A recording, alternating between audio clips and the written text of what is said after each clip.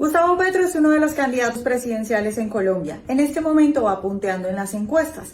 Y aunque tal vez una de las cosas que más se dicen acerca de este candidato es lo peligroso que sería un eventual gobierno suyo, hay mucha gente que todavía no lo tiene claro. En este video te cuento 5 razones por las cuales Gustavo Petro es un peligro para Colombia. La primera razón es que ha dicho que necesita más de un periodo presidencial. Gustavo Petro ha dicho que para llevar a cabo su proyecto político necesita más que un periodo presidencial y que eso le tomaría unos 10 años o incluso más. Eso quiere decir que Gustavo Petro planea quedarse en el poder por lo menos 3 periodos presidenciales. Ahora bien, Gustavo Petro dice que haría una concertación al estilo chileno para transicionar de una economía extractiva a una economía productiva. Para quienes no entendieron todo esto, porque Gustavo Petro y su gente habla con eufemismos, de modo que los oyentes a veces no puedan entender bien qué es lo que quiere decir, les voy a explicar. Gustavo Petro quiere que Colombia se convierta en un país socialista y nos avisa que para conseguir eso necesita más allá que un periodo presidencial. Para quienes conocen de historia, esto tal vez no les extrañe, porque la mayoría de los socialistas, una vez han llegado al poder, es muy difícil sacarlos de ahí. Segunda razón por la cual Gustavo Petro es un peligro para Colombia. Gobernaría a través de estado de emergencia. En una entrevista, Gustavo Petro ha dicho que una de las primeras cosas que haría si lograra la presidencia es decretar estado de emergencia económica. La figura de emergencia económica permite a los gobernantes legislar durante un periodo específico sin pasar por el Congreso. ¿Ustedes se imaginan a Gustavo Petro, un exguerrillero que habla abiertamente de expropiar, gobernando a través de decreto y sin pasar por el Congreso? Ahora bien, tengan en cuenta algo. Esto es lo que dice Gustavo Petro ahora, que no es presidente. Imagine lo que se le ocurriría cuando sea presidente y tenga todo el poder que eso conlleva. Tercera razón por la que es un peligro. Gustavo Petro va a expropiar y lo dice abiertamente. Aunque durante las últimas semanas él se ha empeñado en negar que haya hablado alguna vez de expropiación, pues las pruebas están. Tal vez una de las ocasiones que más recuerdan los colombianos respecto de las declaraciones de Gustavo Petro y este tema de la expropiación fue por allá en el 2018, cuando él en plena plaza pública dijo que qué bonito sería que el señor Ardila Lule, dueño del ingenio azucarero de Incauca, vendiera su hacienda al Estado para que el Estado pudiera repartirla entre el pueblo. En ese momento esas declaraciones atemorizaron a la población colombiana, que veía en esas declaraciones de Gustavo Petro las mismas mañas y formas con las que Hugo Chávez, igualito en plena plaza pública delante de sus seguidores, amenazaba, perseguía y ordenaba expropiaciones de los empresarios para también supuestamente repartir entre el pueblo. Ahora bien, para quienes insisten en que esto es una malinterpretación y que él no lo dijo textualmente, pues hay muchas ocasiones en las cuales Gustavo Petro sí ha utilizado la palabra. Por ejemplo, hace poco dijo que es la sanción para aquellos dueños de casa que en medio de la pandemia del COVID decidieran echar a los arrendatarios por no pagar, tenía que ser la expropiación. Es decir, el candidato de la extrema izquierda ha dicho abiertamente y textualmente que si el arrendatario no paga y el dueño de la casa decide sacarlo, entonces hay que quitarle la casa y hay que expropiar, y ahí sí lo usó textualmente la palabra, al dueño de la casa.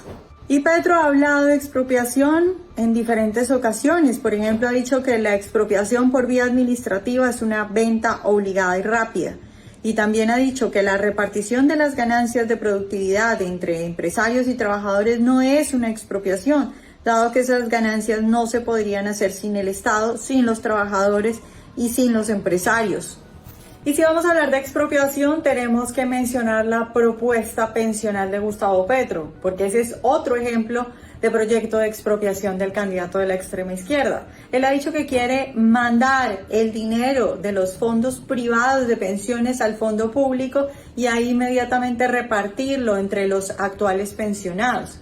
Ahora bien, ¿cómo va a hacer Gustavo Petro para pasar todo el dinero de los ahorros que están en los fondos privados al fondo público? Pues la única forma es por la fuerza, y si es por la fuerza es expropiación. Tan es expropiación que el mismo Gustavo Petro se ha referido a los ahorros individuales de los colombianos para sus pensiones como recursos públicos. Hay que decirle claramente al señor Gustavo Petro que los ahorros de los colombianos no son recursos públicos, que es cierto que él cree, y cada vez es más evidente que él cree que los recursos de los colombianos son suyos y que él puede quitar y redistribuir como se le dé la gana, pero eso no es cierto. Los ahorros de los colombianos son recursos privados, y si él por la fuerza pasa eso al sistema público y lo reparte entre los pensionados actuales, es expropiación. Cuarta razón, la guerrilla de las FARC apoya a Gustavo Petro. Rodrigo Londoño, alias Timochenko, el presidente de las FARC, le ha dicho a Gustavo Petro: cuente con nosotros. El solo hecho de que una guerrilla que durante décadas cometió los peores crímenes posibles, que tenía campos de concentración, que reclutaban niños, niñas, los violaba y a las niñas las obligaba a abortar, ese solo hecho de las FARC apoyando a Petro debería hacer pensar a quienes en algún momento consideraron darle el voto a Gustavo Petro. Ahora bien, hay que decir que Gustavo Petro no es alejado de esas cosas. Gustavo Petro fue guerrillero del M-19, la guerrilla que se tomó el Palacio de Justicia. Y él no se arrepiente de esas cosas. De hecho, cuando se refiere a la toma del Palacio de Justicia y hace referencia específica a quien lideró la operación militar, él habla de esa persona como un genio. El genio de la operación militar, de la idea de coger el Palacio de Nariño y cómo tomar el Palacio de Justicia y cómo tomárselo y cuántos hombres y en qué forma hacer la operación, se debe a Luis Otero, uno de los comandantes de la toma. Luis Otero era un hombre que ya había estado, digamos, en la inteligencia de grandes operaciones del M-19. Él es el que se ideó la idea de la toma de la embajada dominicana. Participó en la operación del Cantón Norte, que se llamó la Operación Colombia, en una operación por medio del cual en el 79, casi en los inicios del M-19, un grupo logró hacer un túnel en la ciudad de Bogotá hasta los almacenes de depósitos de armas del ejército y sacó 5.000 armas. Yo no creo que una persona que quisiera tumbar un gobierno, que se tomara un palacio, que causara muertos y heridos, sea un genio. La violencia no es una genialidad, pero esa es la calaña del candidato presidencial Gustavo Petro. Quinta razón, Gustavo Petro asesoró a Hugo Chávez. En una entrevista dada en el 2003, Petro reconoce ser uno de los asesores más cercanos de Hugo Chávez, y en ese momento él explica el nuevo modelo que se estaba llevando a cabo en Venezuela y habla de un neopopulismo.